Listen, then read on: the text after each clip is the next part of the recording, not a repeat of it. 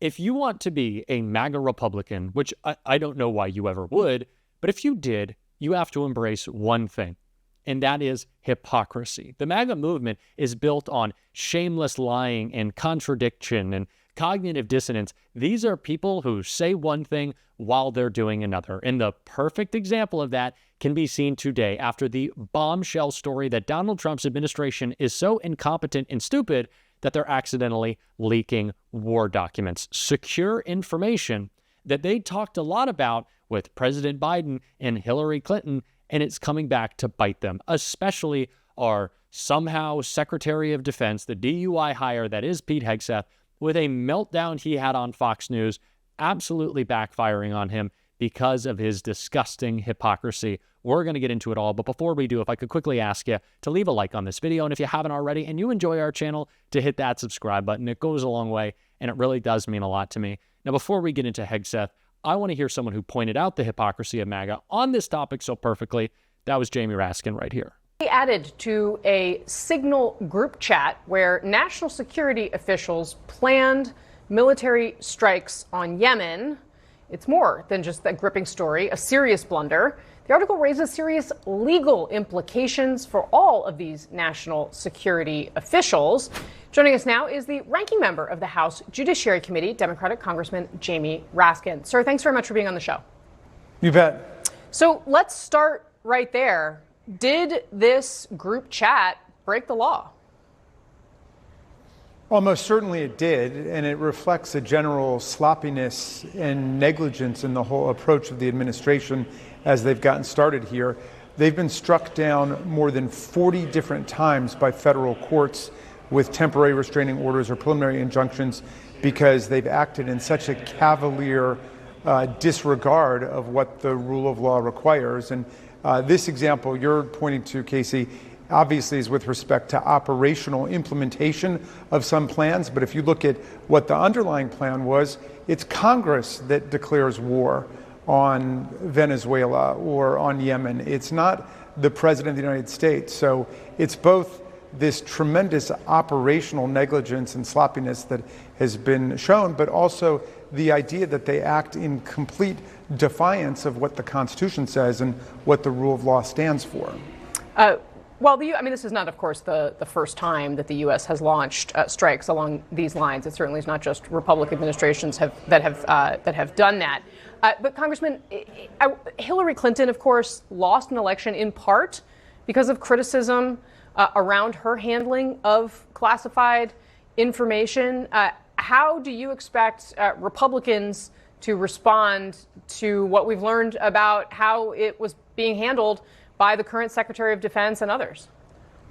Well, it'll be child's play to go back and find all of the Republicans who were demanding congressional investigations and that Hillary Clinton apologize and leave the campaign and so on based over her handling of the information, most of which was not classified, I think.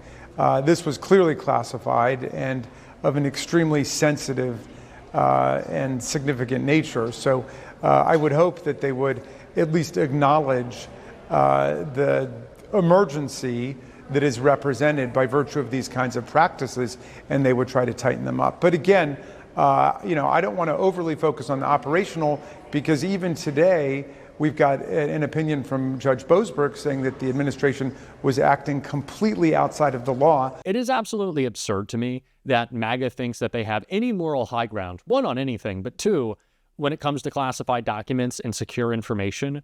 Did we ever think to mention Mar-a-Lago and the boxes of documents in Donald Trump's bathroom? Donald Trump sharing potential war plans with China, with Elon Musk, because he gave him $250 million and does all of his business over there. And now Pete Hegseth. Oh, Pete Hegseth. Oh, you DUI hire, Pete. Oh, the hypocrisy is staggering with Pete. Staggering. And the worst example comes in this interview right here on Fox that we're going to watch a clip of in full. DOJ and FBI seems happy to take the word of Biden's lawyers, which is why it does feel like it's so much different than what happened to Donald Trump. Well, look, unless the FBI is paying those personal attorneys, they shouldn't be taking anybody's word but their own investigators in the DOJ. No. I mean, that's their job.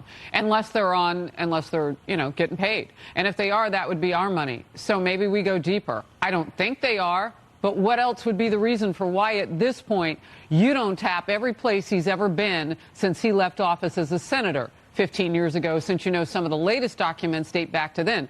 Why aren't you now going every place he's been? And by the way, who else has been with all those papers? Maybe you have 1,000 places you need to go now, depending on how many hands touched them. Yeah, I mean, he is the president of the United States, which does create complications. But it also increases the urgency. If the top man in the job handled classified documents this flippantly for that long, why was that the case? Was it really that he didn't know? Because when you take something out of a skiff, if you're a senator, you know exactly what you're doing. You know exactly what you're doing. You had to sneak it out. And you're moving it. You had to sneak it out. Or someone gave it to you with the wrong protocol, which you were complicit in. And then you don't even know how many you have, and you've clearly hidden them from the public. You're the president of the United States. As was stated earlier by Governor Sununu, if at the very top there's no accountability, why should there be for Christian Saucier, the submariner who took photos in a submarine and didn't even show them to anybody, just had them, and they wanted to throw away the key on the guy? Okay, there is a lot to unpack here. The first thing is, Pete Hegseth is an absolute joke. It is still absurd to me that this guy is our Secretary of Defense. But let's get to the point. Pete Hegseth is saying, oh no, this leaking of information, what a disgrace. Oh, it's so terrible. He says that. He also says that the leaking is reflective of Joe Biden's cognitive ability. An absolute lie. An absolute misstatement that Joe Biden leaked, he didn't, classified documents that he stole, not true, because of his cognitive ability. All of that is a lie. But if we look at it from Donald Trump's perspective, with what is currently happening right now, it hits pretty hard, especially when you take a look at this clip right here. Mr. President, your reaction to the story in The Atlantic that said that some of your top cabinet officials and aides had been discussing very sensitive material through Signal and included an Atlantic reporter for that. What is your response to that? I don't know anything about it. I'm not a big fan of The Atlantic. To me, it's a magazine that's going out of business. I think it's not much of a magazine, but I know nothing about it. You're saying that they had what? They were using Signal to coordinate on sensitive materials and having to do with what? Having to do with what? What were they talking about? With the Houthis. The Houthis? You mean the attack on the Houthis? Right. Well, it couldn't have been very effective because the attack was very effective. I can tell you that. I don't know anything about it. You're telling me about it for the first time. Anybody else? So Donald Trump says he knew nothing of this leak. You're telling me about it for the first time. I don't know. I'm not up to date on sensitive information within my administration. I don't know anything about it.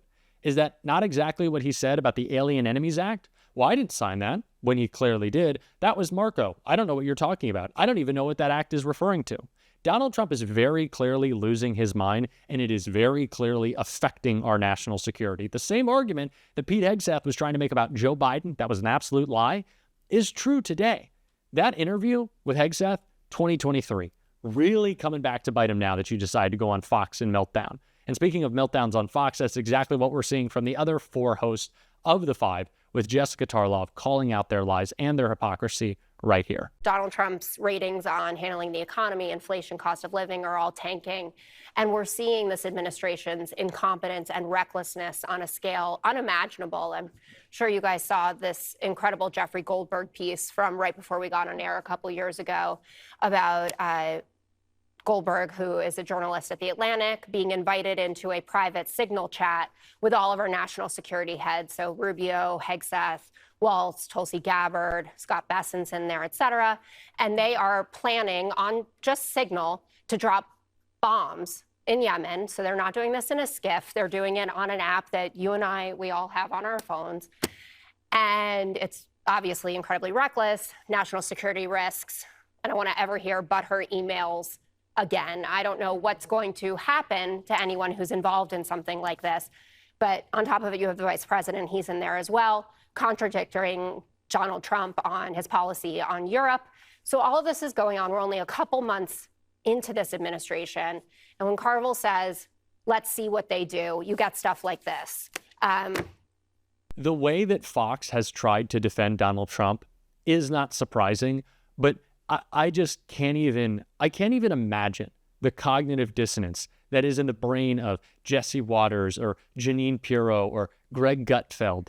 These people are just lying, and they know it. They do not care. This is an insane leak. This is a bombshell story. This demonstrates what we've been saying from the beginning, that Donald Trump is happy to break government to point to the fact that it is broken and say, let's just get rid of it entirely. Do we think Donald Trump was looking for the best and the brightest in his administration? The only half-decent people Donald Trump has ever put in his cabinet or surrounded himself with quickly realized what an insane person he was and tried to warn the world.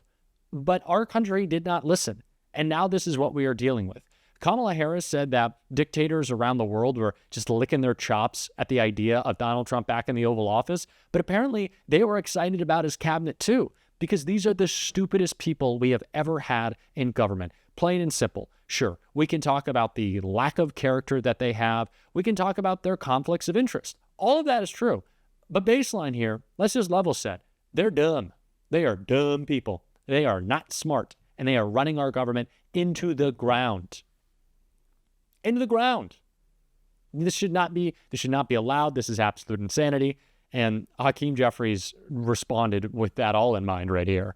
Absolutely be a congressional investigation so that we can understand what happened, why did it happen, and how do we prevent this type of national security breach from ever happening again. This is reckless, irresponsible, and dangerous. Who are some of these people? There is no reason why every person in that group chat shouldn't have a call for their resignation immediately. I want an investigation into every single one of those people. I want it as drawn out as possible. What did Hillary Clinton testify for, like 119 straight hours or something like that? Every one of those people, everyone. I want Witkoff. I want Vance. I want Hegseth. I want Gabbard. I want them all. Get them in front of Congress. This is why we needed AOC as the top Democrat on oversight. She would be the person going after these Republicans right now. And yeah, I know maybe that's not the most important point to bring up right now, but you know what? It kind of is. We need Democrats who are ready to respond right now and fight like hell, because this is terrifying. This is terrifying. We need to seize on this moment. This is incompetence. Everything is falling apart for Donald Trump already. Popularity in the tank. Economy crashing. Elon, a mess. Seize on the opportunity. This is absurd. I know I've said that a couple of times. I'm going to call them dumb one more time. Are you okay with that? They're dumb. I can't even believe it. We're going to call them out, though. I can promise you that much. And if you want to support that, as always, you can hit that subscribe button, leave a like on this video, and if you stuck around to the end, you can drop a blue heart in the comments. And until next time, I'll see you soon.